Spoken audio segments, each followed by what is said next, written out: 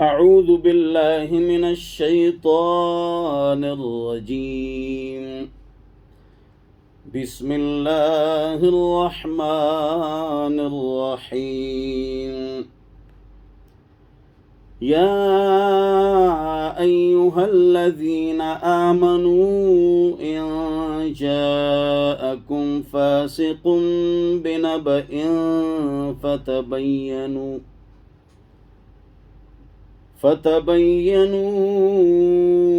أن تصيبوا قوما بجهالة فتصبحوا على ما فعلتم نادمين.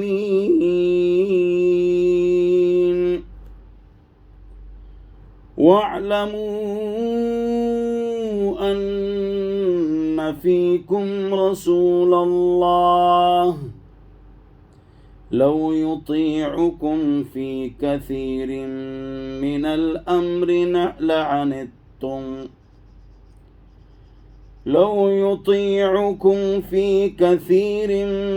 الأمر لعنتم ولكن الله حبب إليكم الإيمان وزينه في قلوبكم وكره إليكم الكفر والفسوق والعصيان أولئك هم الراشدون فضلا من اللہ ونعمہ واللہ علیم حکیم۔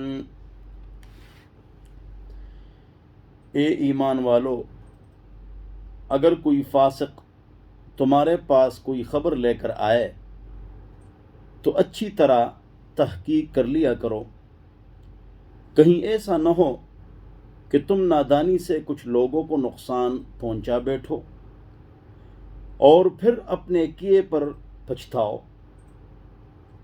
اور یہ بات اچھی طرح سمجھ لو کہ تمہارے درمیان اللہ رب العزت کے رسول محمد مصطفیٰ صلی اللہ علیہ وسلم موجود ہیں۔ بہت سی باتیں ہیں جن میں وہ اگر تمہاری بات مان لیں تو خود تم مشکل میں پڑ جاؤ، لیکن اللہ رب العزت نے تمہارے دل میں ایمان کی محبت ڈال دی ہے اور اسے تمہارے دلوں میں پرکشش بنا دیا ہے اور تمہارے اندر کفر اور گناہوں اور نافرمانی کی نفرت بٹھا دی ہے۔ ایسے ہی لوگ ہیں جو ٹھیک ٹھیک راستے پر آ چکے ہیں، جو اللہ رب العزت کی طرف سے فضل اور نعمت کا نتیجہ ہے، اور اللہ رب العزت علم کا بھی مالک ہے اور حکمت کا بھی مالک ہے۔ میرے محترم اور مکرم بزرگوں، دوستوں اور ساتھیوں، اور میری قابل احترام ماؤں اور بہنوں، آپ حضرات کے سامنے ترتیب وار قرآن کا درس چل رہا ہے۔ 10 سال سے زائد عرصہ ہو چکا ہے اور سورہ فتح مکمل ہو گئی، جس میں صحابہ کرام رضی اللہ عنہم اجمعین کی تعریف، عزت، عظمت، تفوق، برتری اور ان کے ایمان کا کامل ہونا، اور اسی طرح وہ پکے مومن ہیں، سچے مومن ہیں۔ اولئک هم الراشدون اولئک هم المؤمنون حقا، اس کا تذکرہ ہوا۔ رضی اللہ عنہم ورضوا عنہ، اللہ ان سے راضی، وہ اللہ سے راضی۔ اور اس کا تذکرہ بھی ہوا کہ ہر خطیب اپنے خطبے میں یہ حدیث ضرور پڑھتا ہے دوسرے خطبے میں، اللہ اللہ فی اصحابی، میرے صحابہ کے بارے میں اللہ سے ڈرو۔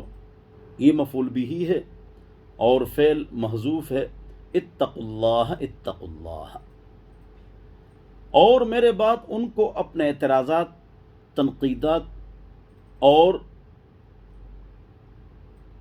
اپنے اعتراضات کا نشانہ مت بناؤ۔ چنانچہ تمام اہل سنت والجماعت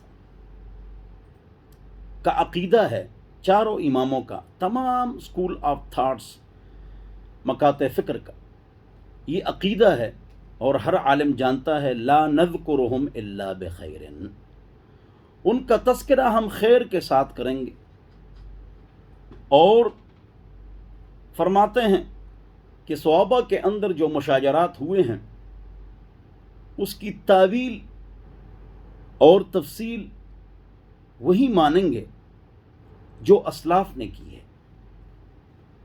تاریخ نہیں مانیں گے صحابہ کے خلاف، اس میں رطب و یابس، خشک و تر، دوست دشمن سب بولتے ہیں، اور قرآن و حدیث کو مانیں گے، اس میں ان کی تعریف ہے۔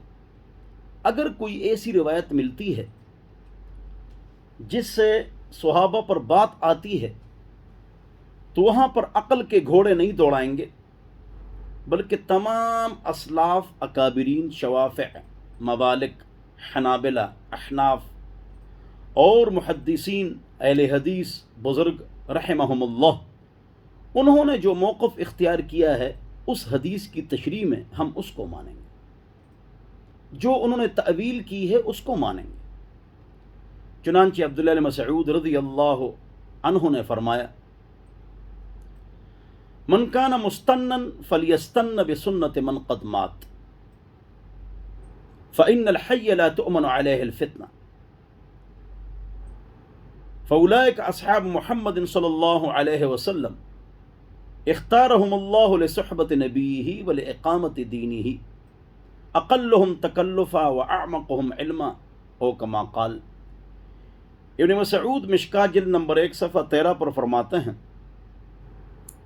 کہ جو کسی کے پیچھے چلنا چاہے وہ نہ چلے زندوں کے پیچھے، وہ فتنوں میں مبتلا ہو سکتا ہے، گمراہ ہو سکتا ہے۔ آپ نے جانا ہے مردوں کے پیچھے، کون سے مردے؟ سوال، سائن آف انٹروگیشن، جواب، فاولئک اصحاب محمد صلی اللہ علیہ وسلم، وہ حضور کے صحابہ ہیں، ان کے پیچھے آپ نے جانا ہے۔ اللہ تعالیٰ نے ان کو حضور اکرم صلی اللہ علیہ وسلم کی صحابیت کے لیے، دوستی کے لیے، ساتھ رہنے کے لیے ان کو خاص پسند فرمایا ہے، اور یہ جو دین پوری دنیا میں قائم ہے، بار بار بتا چکا ہوں، حضور کے زمانے میں 3، ابوبکر عمر کے زمانے میں 9، عثمان علی کے زمانے میں 13، امیر معاویہ رضی اللہ عنہم ان کے زمانے میں 24 پاکستانوں جتنی زمین ہم کو صحابہ نے فتح کر کے دے دی۔ سوری، غوری، محمود غزنوی، سلطان ٹیپو، ارطغرل، عثمان، سلطان عبدالحمید، 67 اسلامک کنٹریز اللہ نے آپ کو دے دی۔ یہ جو فی الحال 14 چلے گئے، باقی جو 53 countries Islamic is left behind, یہ کس کی محنت ہے؟ صحابہ کی، تابعین کی، تبع تابعین کی، بزرگوں کی، اولیاء کی۔ Atlantic, South Africa, Italy, Sicily, Europe آدھا، اور سکیانگ، چائنا، منگول، یہ آپ کے قدموں کے نیچے آیا۔ کس کی محنت ہے؟ صحابہ رضی اللہ عنہم اجمعین۔ یہ اس حدیث کی تشریح ہے کہ اختارہم اللہ لصحبت نبیہ والاقامت دینہ، اللہ اکبر۔ لہذا صحابہ سے محبت جزء ایمان ہے، اور پاک رب نے پاک کلام میں ان کی تعریف فرمائی ہے۔ تاریخ کو ہم نہیں مانتے۔ کوئی المصنف عبد الرزاق، المصنف لابی بکر بن ابی شیبہ، بخاری کے استاد، ایسی روایت اگر ملتی بھی ہے تو اس کی تشریح وہی مقبول ہے جو ائمہ 4 کے محدثین، فقہاء، بزرگ، اولیاء کرام، انہوں نے جو تشریح کی ہم اس کو مانیں گے۔ آج کے جدید کسی نوجوان یا بوڑھے عالم کی بات نہیں مانیں گے اس حدیث کی تشریح میں۔ ہو سکتا ہے وہ صحابہ پر اشکال، اعتراض، تنقید، تعریض اور تردید کر لیں۔ چنانچہ یہ جو بحث ہے یہ آپ حضرات کے سامنے سورہ فتح کے آخر میں خوب چلی۔ یہ خلاصہ لو بلباب نچوڑ اور مکھن آپ کو سنا رہا ہوں اس بحث کا۔ بہرحال یہاں پر بھی سورہ حجرات کی تشریح آپ حضرات کے سامنے چل رہی ہے۔ یہاں دو روایت ہیں، میں نے ایک روایت سنائی تھی، دوسری روایت آج سناتا ہوں۔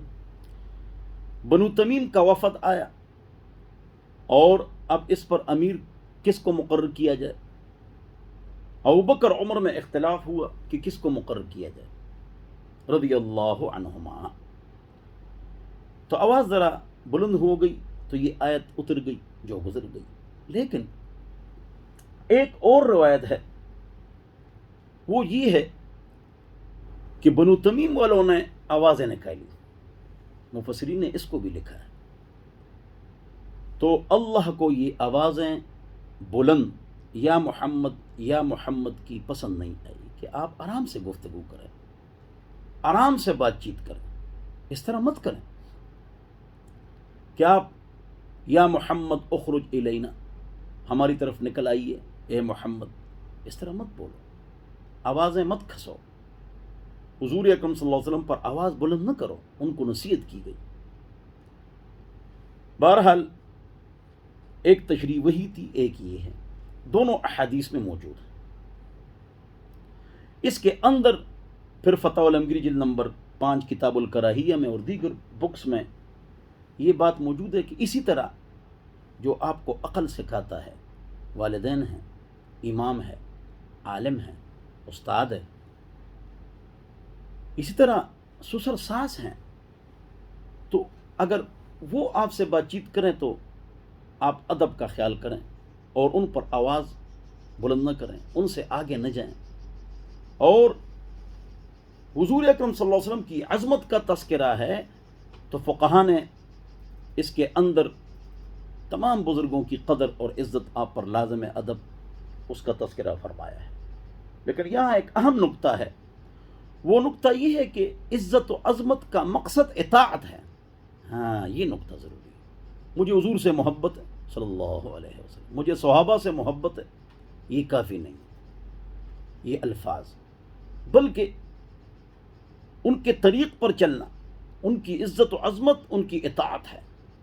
قل ان کنتم تحبون اللہ فاتبعونی، اگر تم اللہ کے ساتھ محبت کے دعوے میں سچے ہو تو حضور اکرم صلی اللہ علیہ وسلم کی اتباع کرو۔ دیکھو یہ کیا ہے، یہ ہے اصل بات۔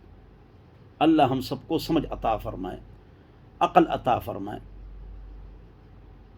یہ ہماری ذمہ داری ہے کہ ہم ان باتوں پر عمل کریں اور حضور اکرم صلی اللہ علیہ وسلم اور صحابہ کی عزت و عظمت اپنے دل میں رکھیں اور ان کے طریق اور سنن پر چلیں، یہ ضروری ہے۔ اگلی جو بات ہے وہ یہ ہے کہ حضور اکرم صلی اللہ علیہ وسلم نے ایک صحابی ولید بن عقبہ یا عقبہ، ان کو بھیجا ایک علاقے میں کہ آپ نے وہاں قبیلہ بنو مصطلق، یہ غزوہ مریسیع وہاں پر پیش آیا تھا، اگر آپ کو یاد ہو، غالباً سن 5 ہجری کا واقعہ ہے۔ جو سنا رہا ہوں یہ تو سن 5 ہجری کا نہیں ہے، لیکن وہ جو غزوہ بنی مصطلق، غزوہ مریسیع ایک ہی چیز ہے، یہ 5 ہجری کا واقعہ ہے۔ اسی میں غزوہ خندق بھی ہے اور بنو قریظہ کو بھی وہاں سے نکالا گیا تھا مدینہ منورہ سے۔ 5 ہجری کو یہ واقعات پیش آیا تھا۔ وہی بنو مصطلق، مریسیع پانی کا نام ہے۔ بہرحال ادھر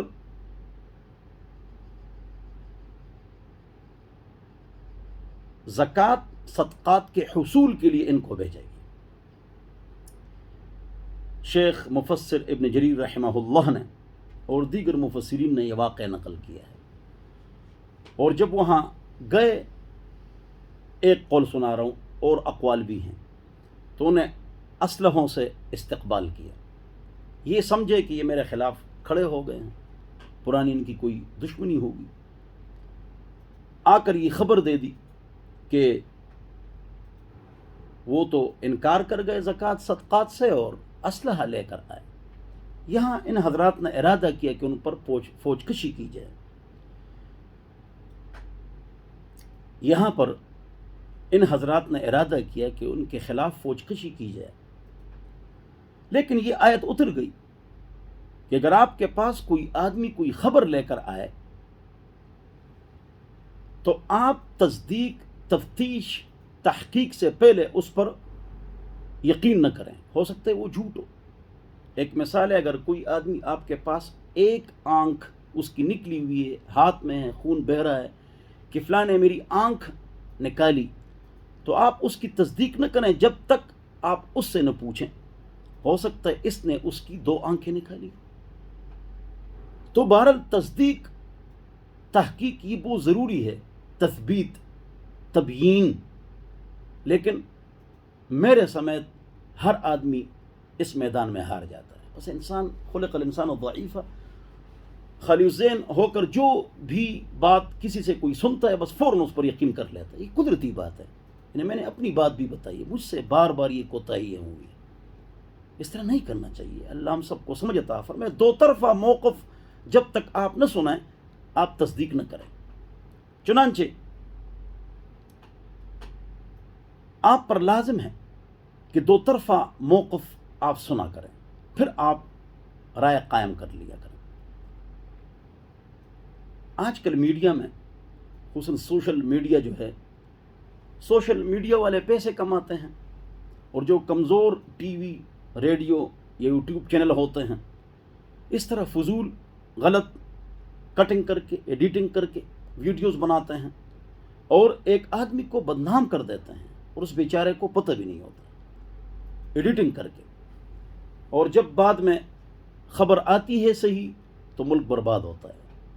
لوگ خلفشار، چپقلش، باہمی کلیش اور ان چیزوں کا شکار ہو کر آمادہ فساد ہو جاتے ہیں۔ تو کبھی بھی یک طرفہ موقف آپ نہ سنا کریں، خصوصاً سیاسی لیڈر چاہے موجود ہے فی الحال حکومت میں یا نہیں ہے کوئی، اس کے خلاف بھی سوشل میڈیا پر کوئی خبر آپ اس کی تصدیق نہ کریں جب تک 2 طرفہ بات آپ کو معلوم نہ ہو۔ تو اس طرح ہوتا رہا اور ہوتا ہے، تو ہم کو تصدیق نہیں کرنی چاہیے جب تک تحقیق ہم نہ کریں۔ اللہ ہم سب کو سمجھ عطا فرمائے، عقل عطا فرمائے۔ بہرحال یہاں پر تفسیر قرطبی میں علامہ قرطبی نے ایک نقطہ نقل فرمایا ہے، وہ فرماتے ہیں یہاں پر لفظ ان جاءکم فاسق بنبأ، یہاں جو فاسق کی قید ہے یہ اتفاقی ہے، احترازی نہیں ہے۔ یہ نقطہ ہے، یہ علمی بات تھی۔ آسان اردو میں اس کا مطلب یہ ہے کہ یہ قید جو ہے فاسق کی، یہ احترازی نہیں ہے، اتفاقی ہے، کہ اگر کوئی آدمی اللہ والا، دیندار، 5 وقتہ نمازی آپ کے سامنے کوئی خبر لے آئے اور خلفشار آپ کے دل و دماغ میں آ جائے تو وہ بھی نہ مانو، چاہے دیندار ہو، اللہ والا ہو، نہ مانو جب تک تحقیق نہ کرو۔ یہ قید اتفاقی ہے، احترازی نہیں ہے۔ یہ ایک علمی بات تھی، آسان اردو میں اس کا مطلب میں نے بیان کر دیا۔ بہرحال میں 30 سال ایک غلط فہمی میں مبتلا تھا۔ ایک بہت بڑے عالم دین ہیں اور ان کو نیک عالم شمار کیا جاتا ہے۔ میں اپنی غلطی آپ کو بتلا رہا ہوں، سنا رہا ہوں، آئندہ تاکہ آپ حضرات اس غلطی کے شکار نہ ہو جائیں۔ ایک عالم دین ہے، جو بھی ہے، مجھے اس سے خفگی اس بات کی تھی کہ ان کے 3 بیٹے امریکہ میں تو پڑھتے ہیں اور انہوں نے اپنے بچوں کو حافظ عالم نہیں بنایا۔ خیر، حافظ عالم نہ بنے، امریکہ میں پڑھے، یہ جائز ہے، ہم نے بھی AA کیا، یونیورسٹی میں پڑھا ہے، لیکن وہ متشرع بھی نہیں ہے، یعنی متشرع بھی نہیں ہے، دیندار بھی نہیں ہے، اور مجھے اس سے خفگی تھی۔ 30 سال بعد مجھے پتہ چلا کہ ان کے تینوں بیٹے حافظ ہیں، عالم ہیں، ڈبل ایم اے ہیں اور نہایت ہی قابل ترین ہیں. دیکھو کتنے سال میں غلط فہمی کا شکار رہا.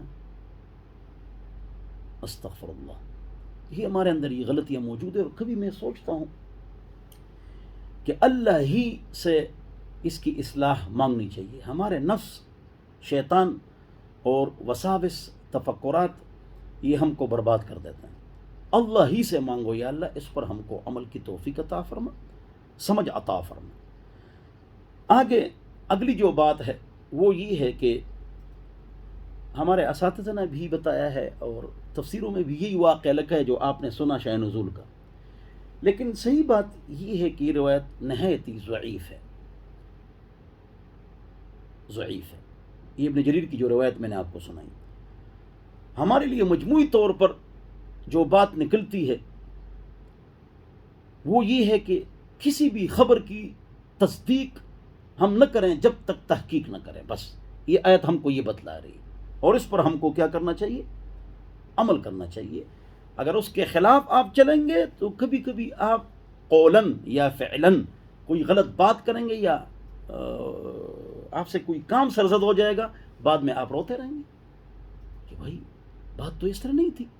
بہرحال آگے جو اگلی بات ہے، اللہ رب العزت نے اس معاشرے کی اصلاح کے لیے، تمام معاشروں کی اصلاح کے لیے سورہ حجرات میں کچھ ایٹیکیٹس، پرنسپلز، اسلامی اصول، اخلاقیات بیان فرمائے ہیں. سورہ حجرات کی اس تشریح پر عمل کرنے کی وجہ سے معاشرے میں اتفاق پیدا ہوگا. اور اگر آپ غیبت، چغلی، گالی، اختلاف، شقاق، خلفشار پیدا کریں گے، لڑائی جھگڑا پیدا کریں گے تو اتفاق نہیں رہے گا. جب اتفاق نہیں رہے گا اس لیے کہ تقوی نہیں ہے. جب تقوی اور اتفاق نہیں ہوگا تو قوت نہیں بنے گی. مسلم اسٹیٹ یہ نہیں بن سکتی. جب قوت نہیں بنے گی تو آپ کا اسٹیٹ کمزور ہوگا، اسلامک اسٹیٹ. اگر آپ اسلامک اسٹیٹ کی مضبوطی چاہتے ہیں تو آپ کے لیے سب سے اہم چیز جنت قوت ہے. قوت ہی سے غلبہ آتا ہے نا. اسٹیٹ کا مطلب غلبہ ہے نا جی. تو اسٹیٹ اور غلبہ یہ بغیر قوت کے حاصل نہیں ہو سکتے، اور قوت بغیر تقوی کے حاصل نہیں ہو سکتے. اور تقوی ہوگا تو اتفاق ہوگا، اور جب وہ تقوی نہیں ہے تو اتفاق نہیں ہے. جب اتفاق نہیں ہے تو قوت نہیں بنے گی. جب قوت نہیں بنے گی تو نہ غلبہ ہوگا نہ اسٹیٹ ہوگا. لہذا اتفاق ضروری ہے، خلفشار نہ ہو. پاک رب نے پاک کلام میں یہ فرمایا وَلَا تَنَازَعُوا فَتَفْشَلُوا وَتَذْهَبَ رِيحُكُمْ. اے مسلمانوں آپس میں شقاق، اختلاف، خلفشار مت کرو. اس سے آپ کی قوت شیرازہ ہوگی، پارا پارا ہوگی، اور آپ کو اسٹیٹ نہیں ملے گا، غلبہ نہیں ملے گا. تو سب سے اہم چیز ایمان، اس کے بعد عمل صالح، اس کے بعد اخلاص.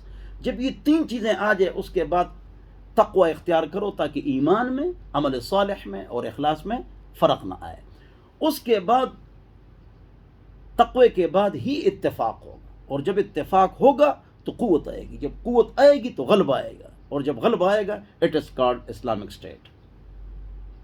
وَلَا تَنَازَعُوا فَتَفْشَلُوا وَتَذْهَبَ رِيحُكُمْ. اور اتفاق لانے کے لیے سورہ حجرات پر عمل ہے. اللہ اکبر. سورہ حجرات پر عمل ہے، اس میں تصدیق، تحقیق، اس کا خیال کرو. بہرحال تو یہاں پر یہ بات بتلائی جا رہی ہے کہ حضور اکرم صلی اللہ علیہ وسلم کو اپنے پیچھے نہ لگاؤ، اپنے آپ کو حضور کے پیچھے لگاؤ. اے مسلمانوں، اے معاشرہ. کیوں؟ اس لیے کہ حضور اکرم صلی اللہ علیہ وسلم آپ کے مصالح کو آپ سے زیادہ جانتے ہیں. کیسے؟ حضور اکرم صلی اللہ علیہ وسلم کے پاس وہی ہے، اور وہی کون دیتا ہے؟ اللہ. اور اللہ کون ہے؟ جو ہماری فطرت سے واقف ہے.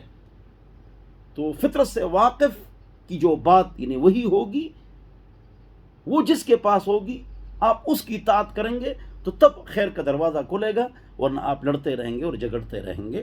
تاصل الہ وانت تظہر حبہ وذاک لعمری فی الفعال بدیع لو کان حبک صادقا لاطعتہ ان المحب لمن یحب یطیع یا مطیع.